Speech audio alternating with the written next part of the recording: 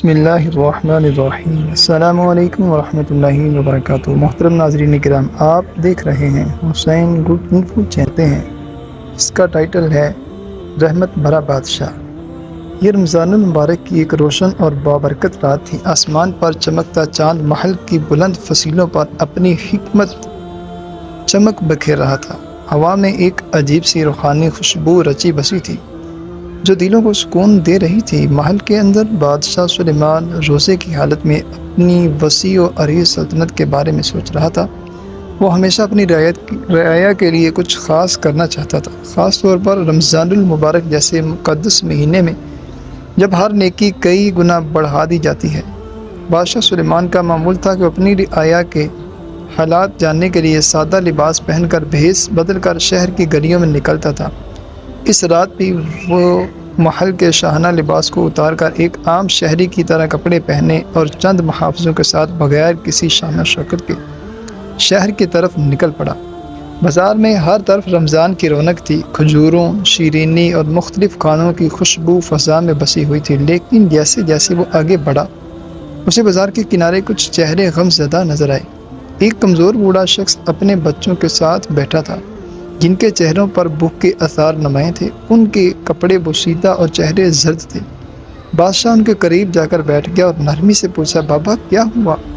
پریشان کیوں ہو رہے ہیں؟ بوڑھے نے افسردگی سے بادشاہ کی طرف دیکھا اور کہا، بیٹا روزہ تو کھول لیا مگر کچھ ایسا نہیں جو بچوں کو کھلا سکوں۔ ہر سال رمضان میں امید ہوتی ہے کہ کوئی نہ کوئی خیرات دے گا، مگر اس بار حالات بہت خراب ہیں۔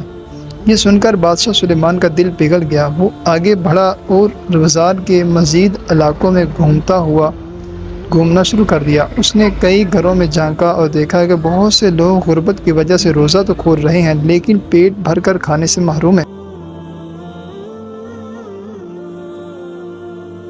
کچھ گھروں میں سحری کا بندوبست بھی نہ تھا۔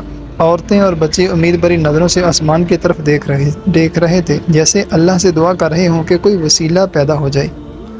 بادشاہ خاموشی سے واپس محل آ گیا۔ اس کے چہرے پر گہری سوچ تھی۔ اس نے فوراً اپنے وزیر کو بلایا اور شاہی دربار میں ہنگامی اجلاس طلب کیا۔ اگلے دن بادشاہ نے شاہی فرمان جاری کیا کہ رمضان کے بقیہ دنوں میں ہر غریب اور ضرورت مند کے لیے شاہی محل سے کھانے اور روشن کا انتظام کیا جائے گا۔ شہر کے ہر کوچہ و بازار میں محل کے سپاہی دسترخوان لگانے لگے جہاں ہر کوئی آ کر بلا خوف و خطر کھانا کھا سکتا تھا۔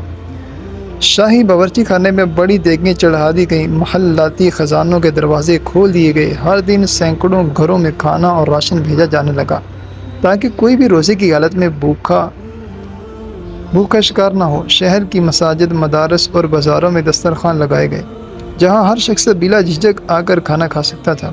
شہر کے درویش، مسکین، مزدور جن کے لیے ایک وقت کی روٹی بھی مشکل تھی، خوشی سے وہ بادشاہ کو دعائیں دے رہے تھے۔ بازار میں خوشی کی لہر دوڑ گئی تھی اور ہر زبان پر بادشاہ کے لیے نیک تمنائیں تھیں۔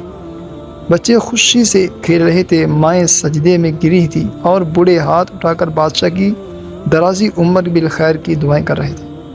ایک رات جب بادشاہ سلیمان تہجد کی نماز ادا کر کے سویا تو اسے ایک عجیب خواب آیا۔ وہ دیکھتا ہے کہ وہ ایک وسیع میدان میں کھڑا ہے جہاں لاکھوں لوگ ہاتھ اٹھا کر دعائیں کر رہے ہیں۔ ان کی آنکھوں میں آنسو ہیں، چہرے نورانی ہیں اور ان کے ہونٹوں پر دعائیں ہیں۔ اچانک ایک نورانی چہرے والے بزرگ نمودار ہوئے۔ ان کے چہرے پر ایک روشنی ہوتی ہے جو دل کو سکون بخش رہی تھی۔ وہ بادشاہ کے قریب آ کر کہتے ہیں، اے بادشاہ، تم نے اللہ کے بندوں کا خیال رکھا، اللہ تمہیں عزت اور رحمت سے نوازے گا۔ رمضان میں دیا گیا ہر لقمہ تمہارے لیے آخرت میں بخشش کا سبب بنے گا۔ تمہاری سخاوت کا بدلہ تمہیں دنیا اور آخرت میں ضرور ملے گا۔ بادشاہ سلیمان چونک کر جاگ جاتا ہے، اس کی آنکھوں میں آنسو ہوتے ہیں۔ وہ سجدے میں گر کر اللہ پاک کا شکر ادا کرتا ہے کہ اسے اپنی رعایا کی خدمت کا موقع ملا۔ اس کی زبان سے بس یہی الفاظ نکلتے ہیں، یا اللہ میری رعایا کو ہمیشہ خوش رکھ اور مجھے ہمیشہ ان کی خدمت کی توفیق عطا فرما۔